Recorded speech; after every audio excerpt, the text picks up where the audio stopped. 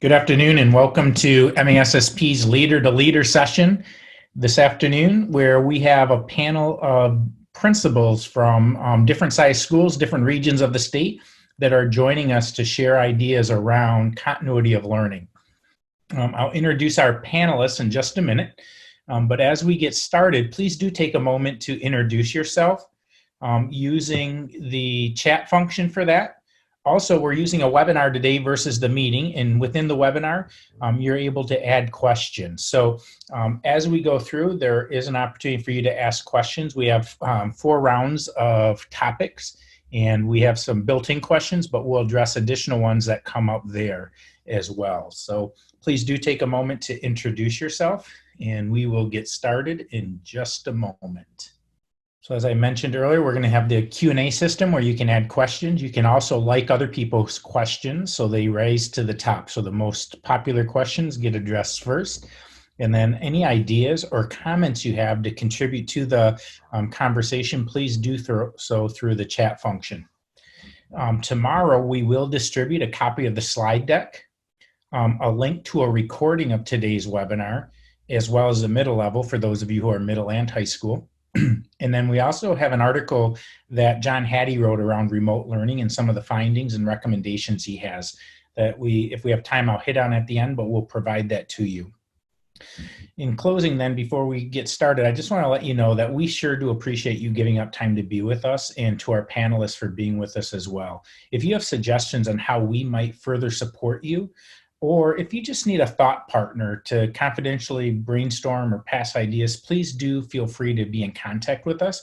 My email is at the bottom, colin.r@michiganprincipals.org. And if you want to hit me up through Twitter, you may do so also at PrinRipMaster.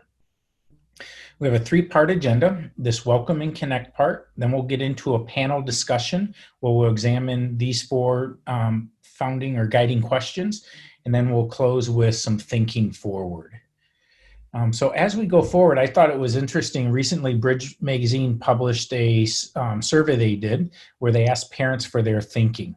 And what was pretty impressive was 60% of our parents actually supported the closure of school and are concerned with the health and safety of their child, compared to 17% who weren't.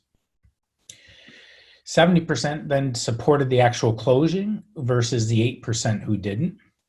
64% are concerned about the negative impact of the loss of learning during this time compared to the 18% who aren't. 37% believe that the quality of remote learning is lower than it was in face-to-face, where 37% felt that it was similar, and 25% actually thinks their students are learning better now than they were in a face-to-face instruction. So it was interesting to see the plurality of responses on that one. With that said, some of the concerns were 10% said they had not received any remote learning materials during that first 5 weeks, while 81% said they had and they appreciated that, and 38% said they at least have some type of printed material coming their way. Interesting as we think forward, 4% would prefer that there was no schoolwork. 21% wanted the homework graded versus the pass-fail, and 21% said they didn't want the remote work graded as part of this process. Thinking to next fall, 48% thought that a normal start at the beginning of the year, whatever was planned, continue with, while 22% thought by adding 15 days at the beginning of the year to make up for learning loss this year would be appropriate.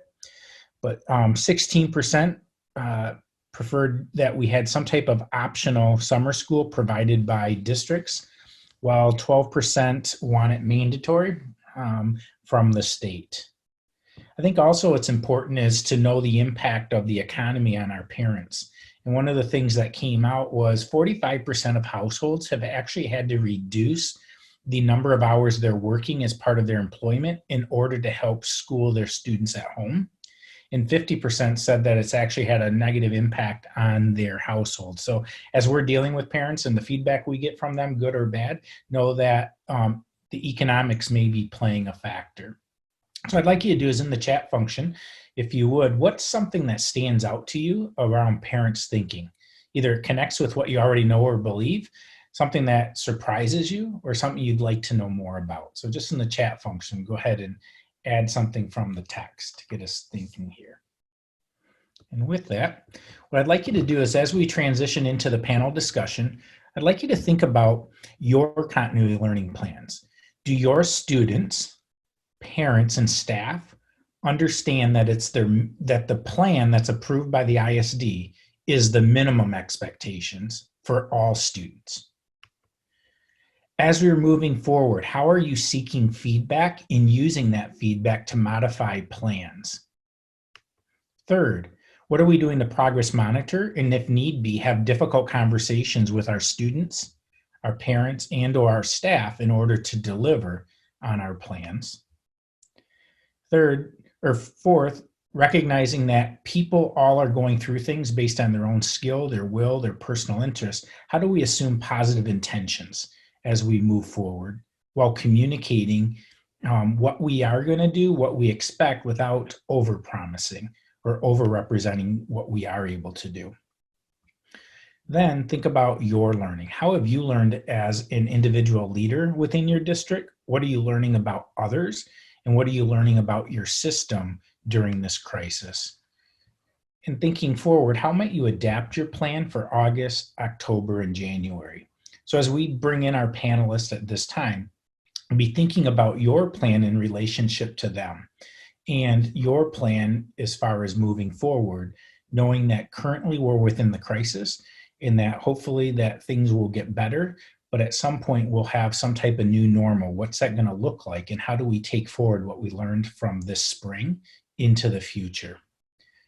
So with that, I'd like our panelists to introduce themselves. We have Haim from Dearborn Fordson High School, Jeff Bull from Charlotte, Charlie Hollerith from Bloomfield Hills, Tara Mager from Meridian Early College, Eric Pace from West Bloomfield, Cheryl Rice from Concord, and Todd Simmons from Pewamo, Westphalia.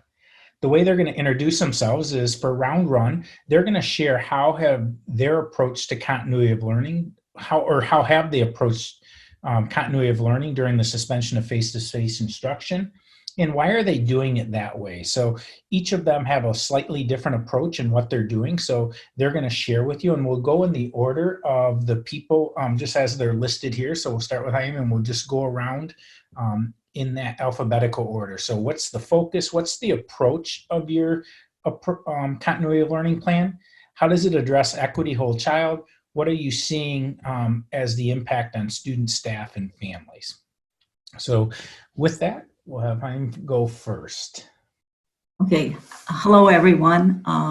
As part of the Dearborn District, our continuity of learning plan was pretty involved because we have a lot of English language learners and special ed students. So we had to separate their needs from the mainstream, yet it is a continuous in terms of the expectation. So we wanted all of our teachers to be on a common platform. That didn't work out because it required some training. And with the union, they decided to let teachers do what they're doing, but next year everyone get on this common platform in case this happens next year. The approach is that we expect them to meet with them twice a week. We ran into a glitch. We were using Google Meets, and we had interference from people inside the district and outside doing unbelievable things. It was a group of boys, and what the superintendent ended up doing is he took it to the police, and I think that scared everybody. And if you run into that, and I've heard from other districts that they've ran into that problem, and we were kind of glad that the district took that approach. So they can no longer use Google Meets. They have to use iLearn. They have a big blue button. I don't know if anyone's heard of it. And so the kids have to complete assignments every week. They have to meet with teachers every week. And if they do 75% of it, they will get an A. If they do 60 to 74, I think it is, they receive a G. Under 60, they don't pass. We have all our secretaries, our parent liaisons, our support staff calling students who have not responded. We passed out over 500 Chromebooks. We have 2,700 students, and that was pretty successful. My goal is in September, every student keeps a Chromebook at home so that we don't run into the problems that we're having now. A lot of our families are, we're 87% free and reduced lunch, so a lot of the weight is on the teachers to really make that contact to help the students. A lot of those parents aren't able to help in the way that you and I could help our own children. I guess I can go on, but that's pretty much what's going on there. So we'll just keep going. So after Jeff's done, Charlie, and then Tara, Eric, Cheryl, and Todd. All right. Hello, everyone. I'm sorry. I'm Jeff Bowl from Charlotte. Appreciate the opportunity to talk to you. You know, I feel like we've been doing some good things here, but like everyone, I really think we're winging it, and I'm here to learn as much as help other people learn. You know, our focus has been really largely on the social emotional aspect of this. Knowing that our students and our teachers and our families were all going through a very emotional time, we have been focusing a lot on getting our teachers to connect, make sure that they're connecting with students, regardless of whether students are engaging in the schoolwork, and making sure that we've reached out and connected with every family to do an assessment. We have contacted every family to do an assessment of their technological resources and so on. We use the MASSP guidelines for the amount of work that we should be expecting at a high school for students. For some of our teachers, it seemed a little bit light. They say between 2 and 3 hours a day. And so we published to our parents, students, and teachers what those guidelines are, so everyone's kind of on the same page about what the day-to-day expectations are for work. We do not have a common platform. Most of our teachers have gravitated towards Google Classroom, and we are using Google Meets quite a bit. We've got a lot of learning to do as an organization to build up across staff our technological abilities to be consistent in how we deliver. And I think going into next year, that's a big need for us. One thing that we've done a lot is try to rethink about how we're communicating. We communicate the expectations to our students once a week on Friday. An email goes out from each teacher to their families and their students that contains a bunch of very consistent information, and it's in a consistent format. In our first couple of weeks, we found our parents really were struggling with the variety of information they were getting from not just from us, but from their students in other buildings, and how teachers were choosing to communicate that information. So a big piece that was super helpful for our community was when we started using a common format just to communicate what the expectations are. And so every teacher mails this, what we call a cover sheet for their curriculum for the following week. And it contains links to all the assignments, any links to any resources that they need. And also importantly, it contains links for any printable versions of their work. So for our students who don't have access, that we're mailing paper home for, our secretaries can just get into their folders and click on those links, print those documents out for that week. They know that we've got everything and we can send that off. It's really streamlined that process quite a bit. One other piece that has been helpful to us is I combined students, teachers, and parents on a weekly update now. I used to do a weekly parent update, but given that our students need as much guidance and I want our teachers to know exactly what we're communicating to parents now, since the written word is our main means of communicating, they're all getting the same messages. And another piece that's been super helpful just from a communication standpoint is we created a document that we're calling the Information Commons, that every staff member is required to read once a day, and it has like direction from administration is one area, questions and answers is another area. So if they've got questions, we can answer them or other people can answer them. And then there's a sharing area. Our teachers are learning so much about online technology and apps that they're finding valuable, and that's where they're sharing that information with each other. Thank you, Jeff.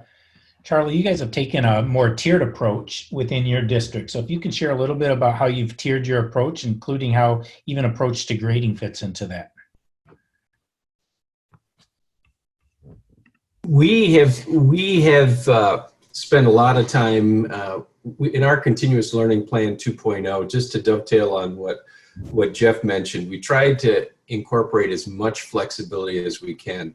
We call them learning engagements. We're on a block schedule, so we're looking at a 2-week rotation where we ask students with each engagement, which is roughly designed to be 25 to 40 minutes in length for each engagement, to complete them. And we're flexible. We've reminded teachers that in this pandemic to be as flexible as we can to try and help students through this difficult time.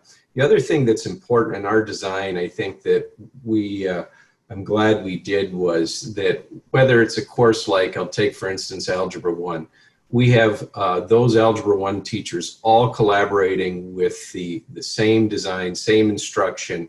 So it's those activities that do not differ depending on what teacher you have. They are consistent throughout, because we felt that, as families unfortunately come down with COVID, or teachers or staff, that we have to be, we have to be ready to continue, the learning in a similar fashion. So we were intentional in that collaboration piece when putting our learning engagements together.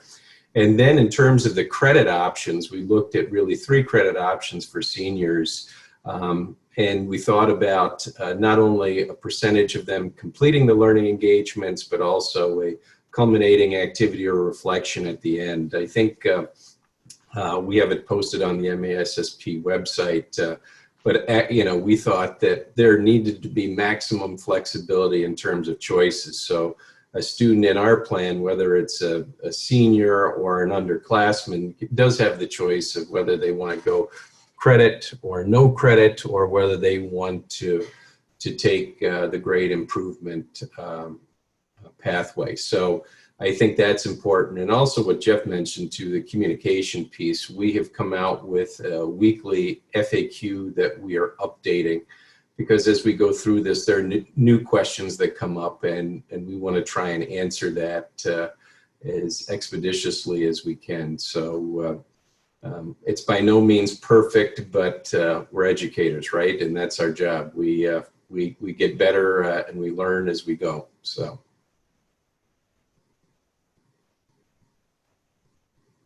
Great. My name is Tara Mager, and I am the principal of Meridian Early College High School. I came into the district in August, and now with these challenges presented by remote learning, I'm very grateful to be in a district that is a one-to-one district.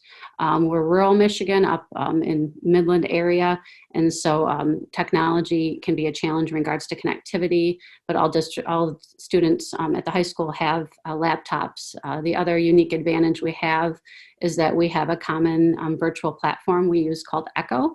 Echo gives us the capacity of assessing students in multiple different learning outcomes. We use 4 of them in traditional brick and mortar courses. As a result of remote learning, we isolated agency as our learning outcome of focus, and I'll talk about that in a minute. And so I guess I just have to be clear and transparent that our high school instructors and learners are comfortable using a digital platform in day-to-day instruction. Echo is something we use beginning in 5th grade. And so taking that platform to remote learning gave us an opportunity to focus, similar to Jeff, on more of the compassionate component of what we were dealing with now through this COVID-19 challenges. So as faculty and students came together to develop our remote learning plan, that was our big focus initially, was how do we support all learners in being comfortable learning in their new environment, but also staying true to our project-based learning mindset, making sure that we have authentic and relevant opportunities for kids to stay engaged, and not allowing our instruction to change vastly just because of the crisis. So as a result, similar to what Charlie mentioned, our staff came together and they isolated essential learning standards. I guess I echo what Charlie stated. We have those documented in the rare case that something were to happen and someone would become sick and we would need someone else to come into the course. Also, it's important that families understand what standards have been assessed and instructed as we move forward, looking at changing, I guess, how we're seeing learning occur potentially coming into the fall. As we worked to develop that plan, I had lead teachers from the building present. After the plan was developed, we worked side by side with our student leadership to communicate it in a student-friendly manner. Similar to some of the other panelists, our work is also located at an MASSP. We spent a lot of effort in ensuring that our continuum plan was family-friendly. And so there was an instructor version that we then modified and made a family-friendly version so that families could have clear access. I echo the other panelists. We have an FAQ document as well that we actually published that the day we closed on March 13th and have been continuously updating it. The other way that we've found to be real valuable in connecting with families is using social media platforms. And in fact, after I'm done today, I have an Instagram Live. We do that every Thursday at 2 o'clock. We've had the first few weeks, we had upwards of 60% of our students and families in attendance. So they really like the opportunity to engage in a live format because it allows pseudo two-way communication because they can ask questions and we can comment on them. It's also allowed us to give opportunity to highlight some of the other culture pieces we've been doing. I'm sure similar to lots of the other buildings, we've really been trying to isolate ways to keep our learning community culture building in a positive direction. And so we've been incorporating lots of challenges. The teachers have been really outstanding about participating in opportunities and organizing them for kids. Charlie mentioned grading, similar to what it sounds like he has indicated over in their district. We actually, I would call it a hybrid grading approach as well. We use, as I noted, learning outcomes, and we're focusing on agency. But even if you're not familiar with that term, we're really looking at if students complete coursework with 70 to 100% accuracy, they receive an A. If it's 50 to 75%, they receive a C. And then anything below that, is incomplete and pushed back.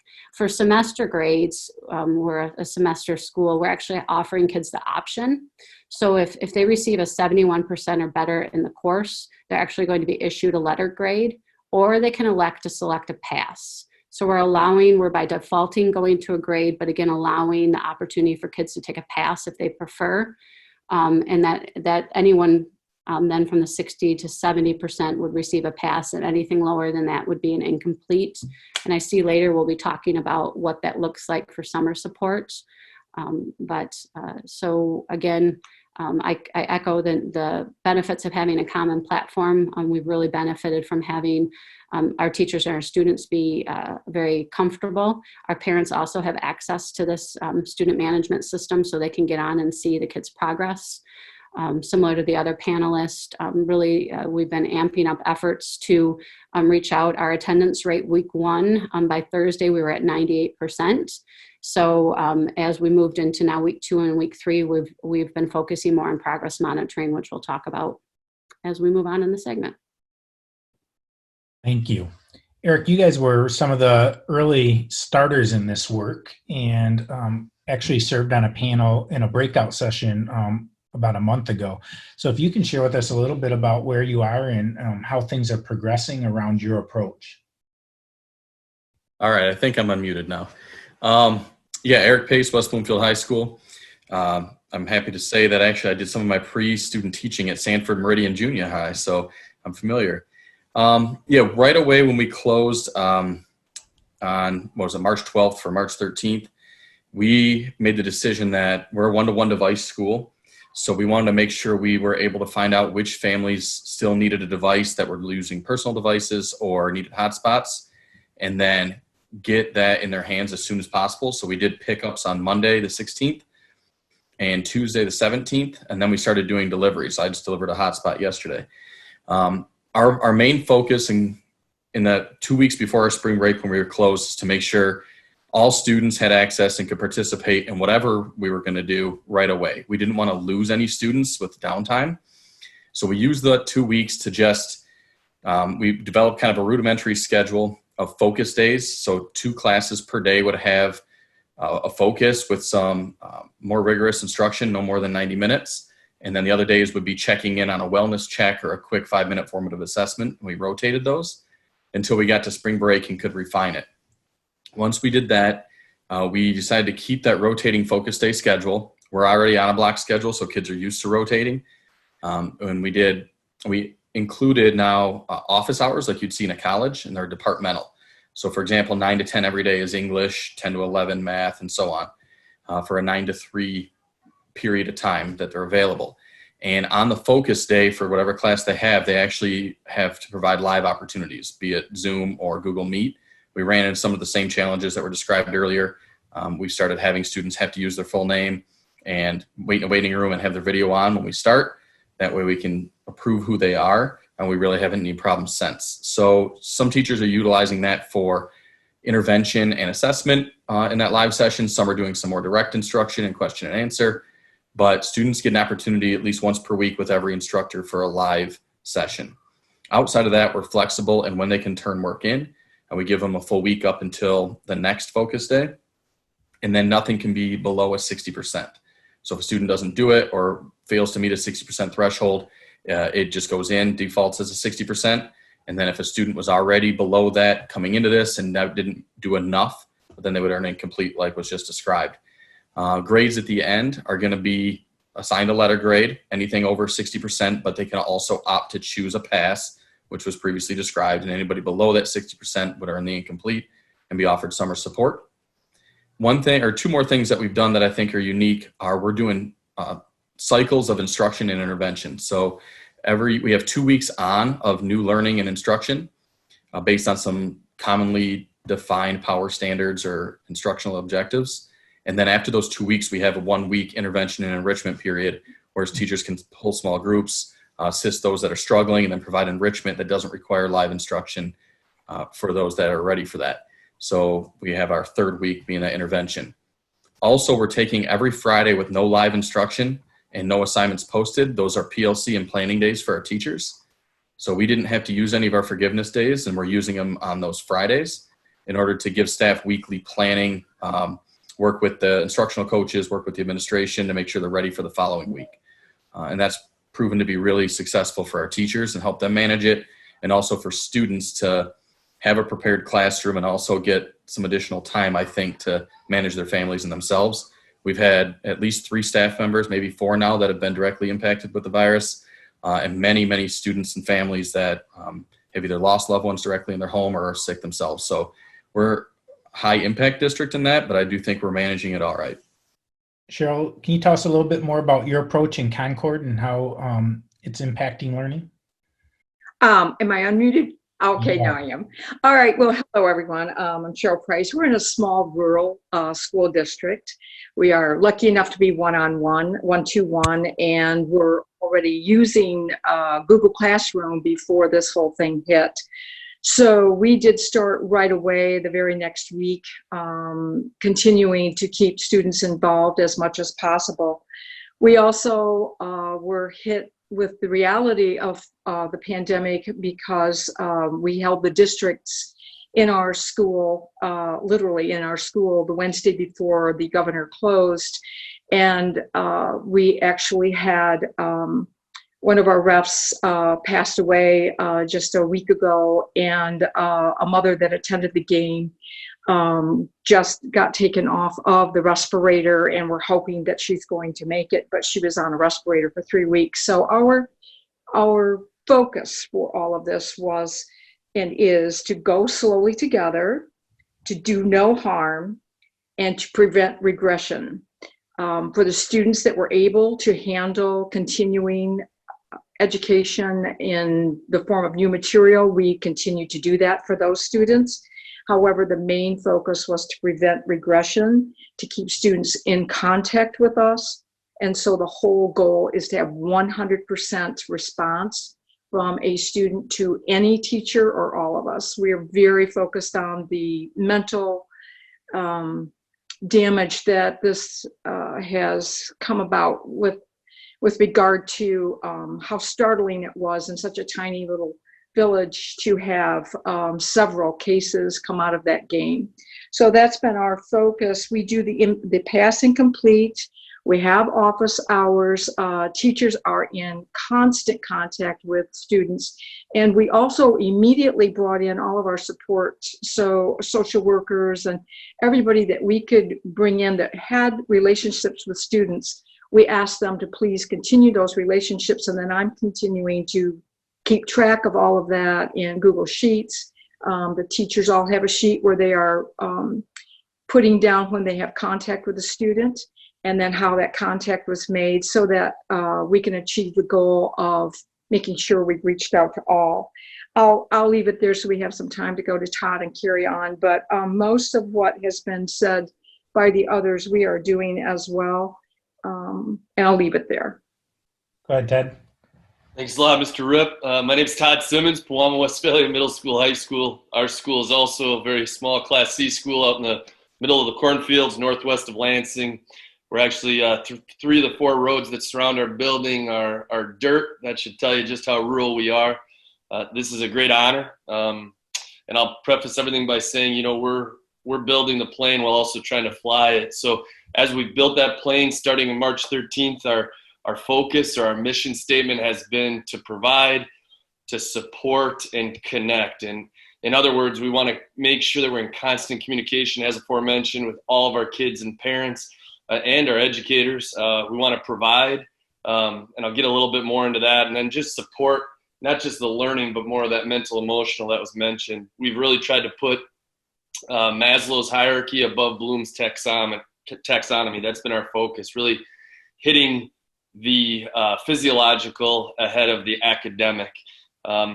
In regards to our approach, we've followed the shared leadership methodology, you know, and that's how we do things at PW all the time. We gather input and feedback, and the 3 stakeholders that we've involved in that are obviously our educators, our students, and our parents. So the way it's ever since March 13th, I've been meeting almost every week with our high school student voice kids just to gather their input on our distance learning action plan. And now that it's enacted or has been enacted for a while, just gathering timely feedback.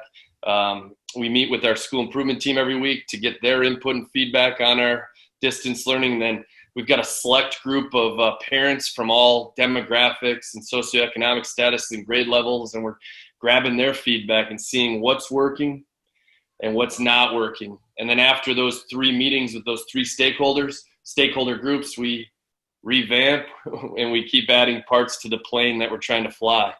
Our approach has also been based around just focusing on the essential standards, and that's been somewhat intuitive and somewhat easy for us because we've been creating organic interim assessments for about 5 years. So our educators base those quarterly interim assessments on the essential standards for their content areas. So that's been pretty seamless, focusing on just those essential standards. In regards to equity and the whole child, you know, that's, like I said, we're really trying to focus on the physiological first. So that's gone fairly well. Just to tell you our weekly schedule, every Monday morning, because we're a 1-to-1 district, every Monday morning at 9 a.m., all of our educators post their weekly learning opportunities. And that goes out to all of our kids via Google Classroom at 9 a.m. on Monday. And then we enact anytime, anywhere, any pace type expectation. For those kids that don't have Wi-Fi or reliable, robust Wi-Fi, we are running paper form or paper materials to them. And we do that every Monday and Tuesday and deliver that to them. In terms of grading, you know, we're going credit, no credit, incomplete, just because, you know, the kids on March 13th are different than the kids now, April 30th. In other words, we've got some quote unquote newly poor kids. We've got kids who are charged with childcare at home. We've got our EL kids are working on the farms. Even our non-EL kids, a lot of them are working on our farms. So we're really trying to address that inequity gap that's grown by just moving to credit, no credit, incomplete. We also host multiple office hours throughout the week. All of our educators do that, and I do it as well, just to try to, again, provide, connect, and support. We've been doing a lot of bounty hunting, like Dog the Bounty Hunter. We call kids, we text kids, we go to their home and knock on their windows, not just from the academic piece, but more importantly from the mental, emotional. We really rely on relationships in our school, and we believe in them.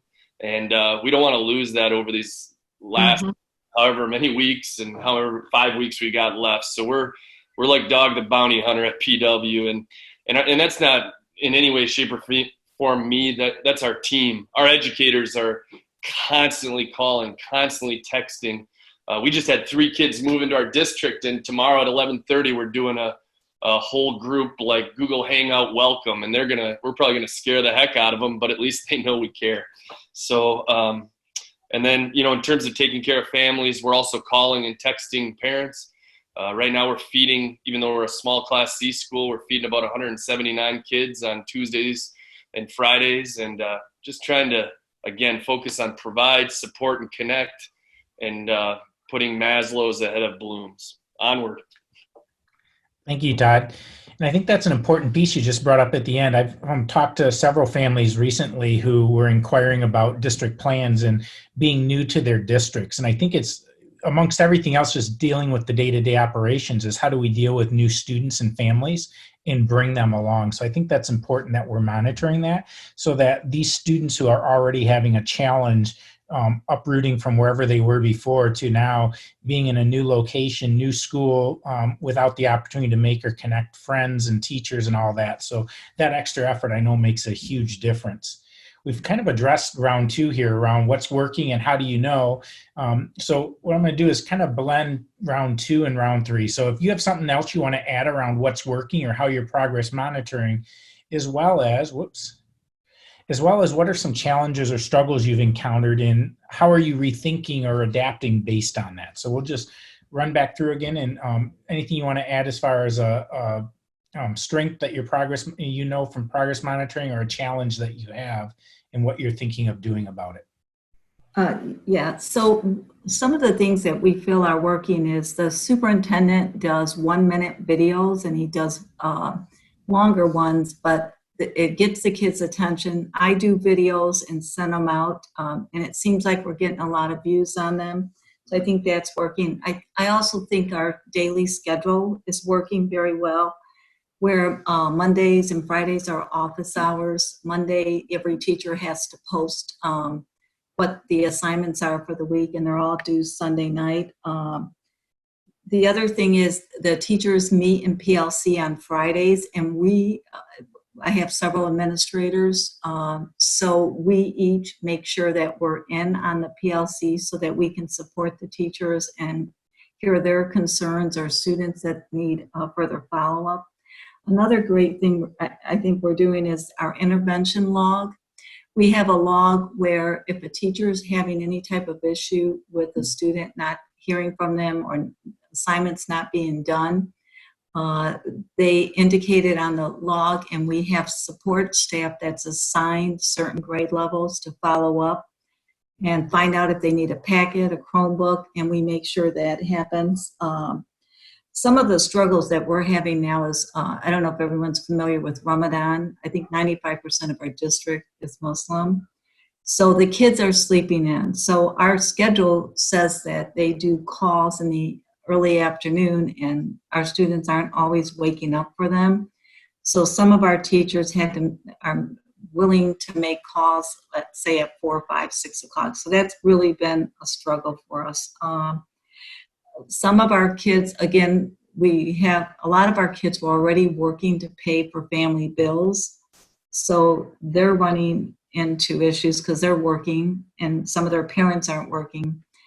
And we get flagged if there's a concern, if a student's writing another student, telling them they're depressed in that. So what's working is we get to see those emails, and we have our social workers immediately contact the students. Sometimes, it could be someone talking about hurting themselves. We actually run across that. And just like the last person indicated, our new students, our ELLs, they don't speak English. We're getting them, and that's been a challenge for our EL department. but thankfully we do have people who speak the language. So we do one-on-one meetings with them to help them, to get them going. Just to hand them a computer, they won't be able to do anything. So they need differentiation to get their support. Let's see. The food thing is huge in our district. Thousands and thousands every day. They're coming for food. The pass out's been amazing, and it's worked really well. We have 2 grad specialists that are following up with seniors who are struggling. We want to make sure they're able to graduate, and that's been working really well. We use E2020 for online classes that they were already in, and we're putting them in there. We plan on having summer school with E2020 courses. That's pretty much it. We do need a common platform, though. A lot of them use Google Classroom and some use iLearn. iLearn is a much better tool, from what I understand.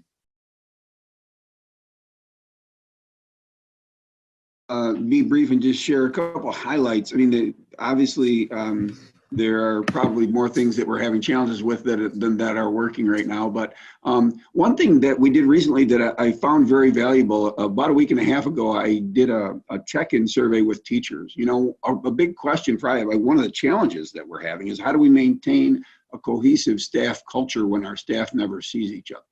You know, from the standpoint of just trying to keep everyone feeling like we're on a team, and that those connections that really drive those of us who are people and who got into education for that, maintaining that is a real struggle for us. And I did have some teachers come forward and volunteer to do some work to try to help us in the next 5 or 6 weeks, create some activities and some awards and some, events that we can participate in as a staff that can help us maybe get that feeling back of being a close family. One thing that helped a little bit with that, I've been worried about the social emotional well-being of my staff. And so I did a teacher check-in survey. I asked them a couple of simple questions. What are you feeling good about connecting with kids? What are you feeling good about in teaching your classes? How are you feeling, like rate 1 to 5? How are you feeling about the work that you're being asked to do? How are you feeling about your competence to do that work? How are you doing in prioritizing self-care? And the responses from that survey were very, very helpful. I mean, I feel now like I have a good bead on where my staff is emotionally that I did not have fully before. So that is something that I would recommend. Another piece that is a challenge for us going forward, since I don't know much about Google Classroom. I've got to say, I'm more familiar with Blackboard and interfaces that function like that. Right now, we don't have a consistent platform, and so but most of our teachers are using Google, but I don't know how we monitor student engagement in detail. I mean, I have what we're understanding, we have about 80% of our kids have participated in some way. We have data to that effect. My teachers are estimating, though, that really only between 20 and 30% of our students are regularly participating, and that is frustrating to us. So how do we monitor that more closely? And all the thinking that I'm doing about now really is about what does this look like next year when we've got to start holding students accountable, because next year the ground is going to look totally different for all of us. So those are the things that I'm thinking about. In terms of what's working for us, we are, as a district, doing weekly surveys to not only families, students, but also teachers, and using that data to help inform us going forward. Also, our superintendent has a teacher task force he meets with on a weekly basis. So if we need to tweak our plan going forward, we can. We've developed a form for teachers to use for students that haven't been engaged in the work, and that form will inform our counselors and us as an administrative team so that we can follow up with those students and families. And as Todd mentioned, I think student voice is incredibly important, and I have a student advisory committee I'm working with and meet with on a bi-weekly basis to get their input on our plan. And also I have a parent advisory committee too as well that is nice in terms of giving feedback on the plan and what elements have been working and what not and what is not. In terms of the continuing challenges and struggles, I think we've has been mentioned earlier, multiple platforms we use. And so next year for 2021, we're moving all our teachers to Canvas. So we'll be all on one platform. So that's one lesson, quite honestly, we even learned before coronavirus, make it easier for students and families to access one LMS. The other thing is, and I'm sure others feel this way, is the length of the amount of time students are spending on their work on a daily basis. You know, we try and design it for 25 to 40 minutes per learning engagement, but we're finding now that some students, it may take over an hour. So trying to find the sweet spot, trying to be flexible to help support students. And then I think lastly is just managing parent expectations. You know, where is it too much work? Where is it not enough work? And the surveys data has been helpful to help us tailor it appropriately going forward. So that is what I would add. Yeah, and I'd echo that as well. We've been also employing, it's not been weekly family surveys. We've done a couple different rounds. We have our latest version out, similar. I don't remember which panelist said we're working on getting hotspots out to families, again, because we do use an exclusively electronic platform. We've been offering congruent PDF printed files, but the quicker we can get everybody transitioned who have the geographical capacity, because up in rural Michigan, we don't always have the capacity to have internet connectivity. We'll support both the kiddos and staff. You know, I think I just echo that as a area of strength is really just collecting as much information as you can from both faculty, families, students. Similar, I believe it was Todd. I hold weekly student voice meetings as well, and then also PLC meetings on Fridays. We do check-ins. I shared a couple of them, similar to Jeff.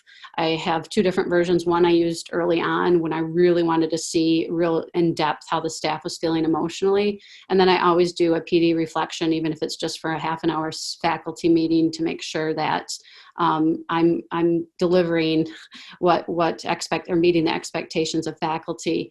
And I think just that feedback is extremely important in helping us grow at this point. Faculty are already learning how we've taken some of our traditional structures and generated or turned them into remote. Like people have mentioned office hours. We have focused instructional time that we call FIT, and we've taken that now remotely. And why aren't kids accessing that? So really digging deeper into, why are kids not engaging in the opportunities? I already shared our attendance rates are exceptional, exceeded our expectations. But when we dig deeper into the numbers, how are we supporting students who are not actively engaging, i.e. Completing work, what are their barriers? And so we actually have a learner support team that's been meeting for the last 3 weeks. And now that we're in week 3, we launched our reboot of a remote learning plan April 13th. So that team's been really diving into the systems of support. We took our tiered system that we have in place during a traditional, operational time and have transitioned that or translated that into what it looks like in remote learning. And similar to some of the other panelists, how are we assigning case managers to these kiddos so that we can see our interventions working? And that's definitely an organic process, as is it during a traditional MTSS process. And I really think that's our biggest challenge moving forward. So, we have 98% of kids logging in, but not 98% of kids are completing expectations. So how we can support them. And I honestly am excited to hear of other suggestions because, again, two-way communication is challenging during normal circumstances, let alone in a crisis. So similar to Todd, lots of phone calls. I send staff members who are willing out on buses. We do bus drop off for meals. We've kind of surprised some families. Again, just letting them know, though, ultimately the work is important, but more importantly is how are they doing? The other thing, I'm sure there's lots of other districts doing this. I've been very proud of our auxiliary staff. Since day one, our counselors have been offering remote virtual counseling sessions, and we have permission slips for that. And so that's allowed for students to continue continue to access those supports. They've been doing a lot of check-ins. We have our clubs. We have, I'd say about a third of our clubs are operating virtually now. Teachers have been getting really creative in regards to how can they connect with kids outside of a traditional, platform. And so again, as we grow our processes, we're really looking to tackle, tier 2 to tier 3 supports and ensuring we're implementing them in a manner that's being helpful for kids. Someone had a question about incompletes on there as well. That's kind of our other challenge is if this remote structure isn't working for kids right now, and in the summer, our only option is to do a remote credit recovery or instructional approach. How are we going to shift those practices to support kids to get them the learning they need to be successful next year? All right. A lot of the things that have already been said are things that we're doing too in terms of collecting feedback from staff, students, and from the community. Some of the unique things that we did is we purchased the webinar license for Zoom, which I think is what we're using right now. So we host parent meetings. We have a school of about 1,800. So we host parent meetings using the webinar feature where you can select panelists that can be visible and that can speak. And then the parents or whoever's participating in the webinar can use the Q&A function that you see at the bottom to ask questions and upvote those to get their most frequently asked questions responded to. And that's worked out really nice. We record those sessions and post them to our website. And I think that's somewhat like two-way communication, but without opening the floodgates of 200, 300, 400 parents at once. That's been very successful. Other challenges we've had, and I think it might have been Charlie that said it earlier, is we've defined a schedule for focus days for each class, is getting the teachers actually to adhere to that schedule and not overload. So I actually just received an email while this was going on from a staff member who has a student in our building who, instead of getting the recommended 60 to 90 minutes per week per class, is getting assignments posted on days that class technically doesn't meet, or 3 times a week as opposed to 1, and so on. And it's becoming 6+ hours of work in a day where the family structure can't support that with people working from home and so on. We've addressed it whole staff a couple times, but I think we have to move into individual conversations to continue to remind teachers what it is that families may be dealing with at home and what an appropriate expectation is in terms of workload. Outside of that, we do use a common platform. We use Google Classroom. It's great because it's simple, and it's not great because it's simple. There's a lot of things it can't do. And so teachers are kind of using that as just their landing spot for other resources, but at least everybody knows there's a one-stop shop to get where you need to go. So that's been effective. Outside of that, a lot of the stuff's already been said. Oh, attendance. We use like a Google Sheet or a Google form, I should say, for every class, for every attendance, where on certain days it's a wellness check and other days it's a quick formative assessment. And then any student who doesn't respond to those attendance checks or doesn't complete the work for that week, we have one AP who's in charge of attendance and discipline for the most part. And so he doesn't do much discipline right now. And he's organizing once a week reports being run and then individual phone calls to those families. We've actually done some door-to-door check-ins just to make sure everything's okay and then encourage those students to check in. We are running into the same problem that was just described, where we have over 90% attendance every week, but we may not have the same rate completing the work and meeting expectations, but that's improving. I just think with those frequent check-ins. Some of our continuing concerns, and I'm actually technically in 2 Zooms at 1 right now with my other team, is what does this look like for next year? And can we support the same model we have now, or does it need to be different in order to ensure more students are engaging with the work and not just the check-ins? So things to look forward to, I guess. Okay, this is going to be a little bit of a mashup between round 3 and round 4, but I just brought this question to my staff in our Monday staff meeting, and I said, so now that we've been in this a bit, what are we picking up on that is different about distance learning versus face-to-face? And I told them, I said, go ahead and grumble. This is a place to complain, because what I'm going to do is turn your complaints into questions, and then we're going to see if we can start to answer those questions. In case in the fall, which I believe, this thing looks a lot different than any other fall entry into school that we've ever had. So one of the things that in the discussion of that is to the point in round 3 of managing change. And then in round 4, looking forward, one of the teachers said, well, what do you do with students who work and don't work, which is altogether different, you know, in distance learning than it would be face-to-face. So the question I posed around that grumble was, what effect does home environment have on distance learning? Because these are kids, these are not adults with any type of self-discipline or, you know, a need to have this class done. So we're going to have to think about, when we're composing our classes, what effect the home environment has around a student that is actually online in a public area, which we made a rule for our students with the parents. They must do these classes in the kitchen or the dining room in a public area in the home. But I'm thinking about, how does that play out? Another one that we had concern about is when a student is frustrated or struggling with something, how do you give them a virtual nudge? Because we're not face-to-face in that moment. How are we going to provide that nudge, you know, that you can do this moment? And how can we start to do a better job of building that into the classes that we write for more of a virtual usage? And how do we stabilize motivation? And then I've got several, because we talked for quite a long time, but one of the other questions that we came up with that was a problem that we see that could really be terrible in the future if we don't address it is the communication to parents.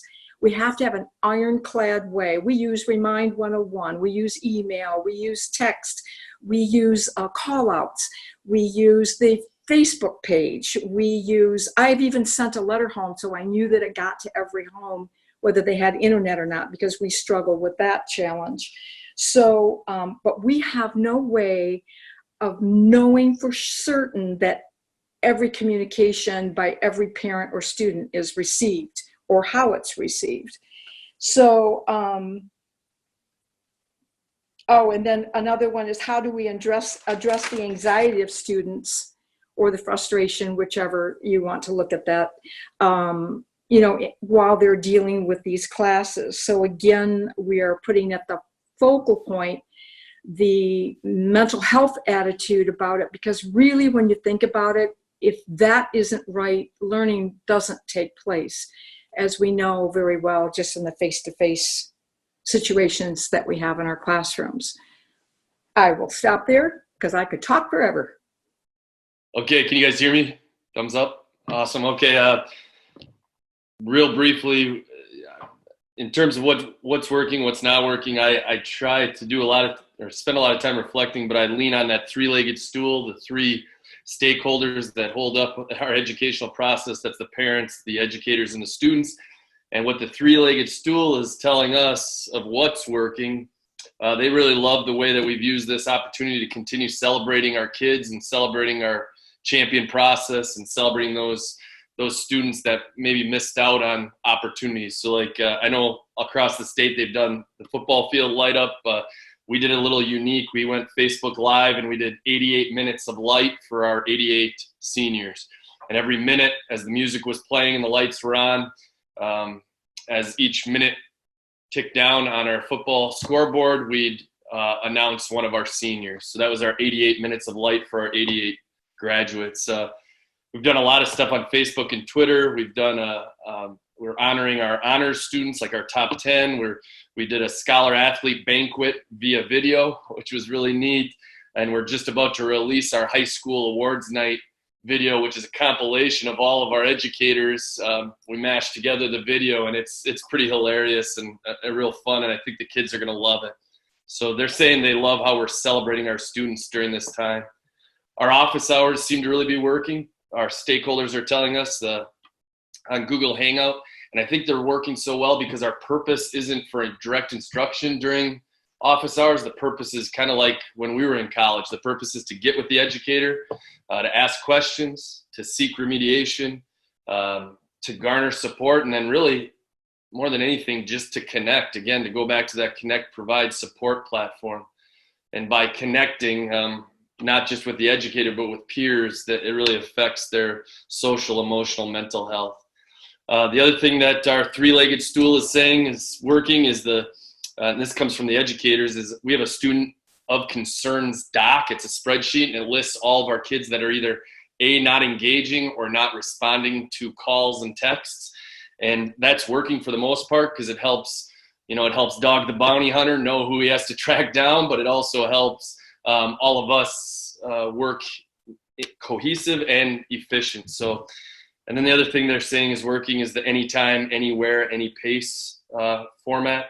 When we post our learning opportunities every morning on Google, every Monday morning at 9 a.m. on Google Classroom. The things that our three-legged stool is saying is not working is trying to do what we were doing prior to March 13th. In other words, trying to maintain a face-to-face pedagogy in a distance learning format. It just doesn't work. And we've had to adjust and build that plane on the fly and really have individual intentional conversations with some of our educators and saying, hey, you can't try to give that test right now. It's just, there's no security. How are we going to accommodate it?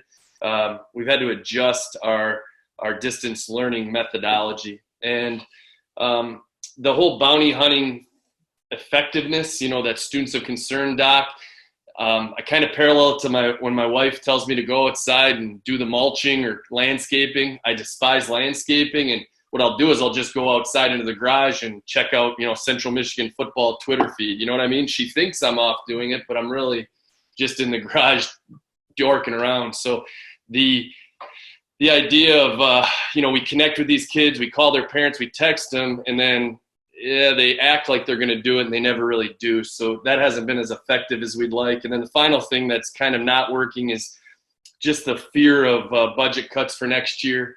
That's kind of affected, I think, our leadership team and their psyche and their morale as we look forward, instead of being present in the now and really attacking kids now and being there for them now, rather than, I know we have to have a long view, but that's kind of affected us, the whole budget talk onward. So with that, thinking forward, keep in mind that there are lots of unknowns that we don't have. But here are some knowns, particularly for those who are worried about this.